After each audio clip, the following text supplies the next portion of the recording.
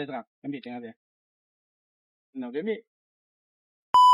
Alhamdulillah saya ada sahabat saya, Yin, Bilal, cameraman Koyum. Hari ni saya nak berkongsi lah, nak buat perkongsian. Mungkin perkongsian ni bukan yang terbaik. Ada yang mungkin ada orang lain lebih mahir daripada kita.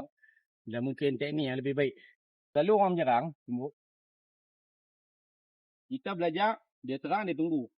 Maksudnya kita ambil buah pelbagai lah. Contoh macam ni.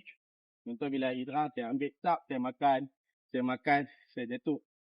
Tapi, dalam keadaan sebenarnya takkan dia nak tumbuk dan tinggal. So, akan tumbuk dan tarik. Saya terang, ambil tengah saya. Nak ambil. Betul tak? Kalau betul-betul keadaan sebenarnya, dia akan tumbuk. Sini, naiklah. Ni takkan tinggal. Apa yang nak tinggal dan buat buah? Buah takkan orang nak biar. So, kalau dalam keadaan sebenarnya, cuba ambil, buat buah. Tak boleh pakai. Sebab dia tarik.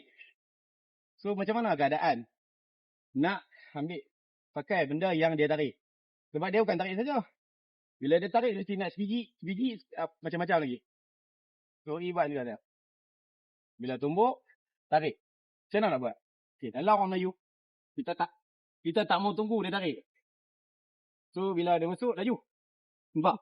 Kita masuk supaya ni. Yang saya kawal adalah yang ni. So, bila kawal, saya dapat sini, tu boleh tumbuk. Ni, tangan ni boleh tumbuk.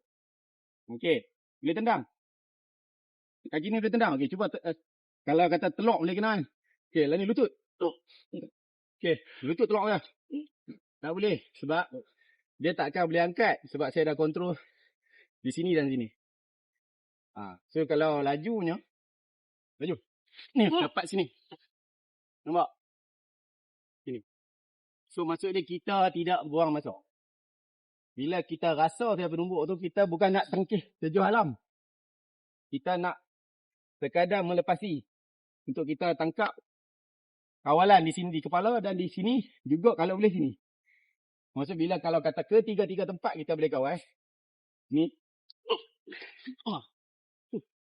Nampak? InsyaAllah. So, mungkin ada kaedah yang lebih baik pada ni. Kita hanya sekadar berkongsi. Kalau ada yang kurang, dan ini mohon maaf.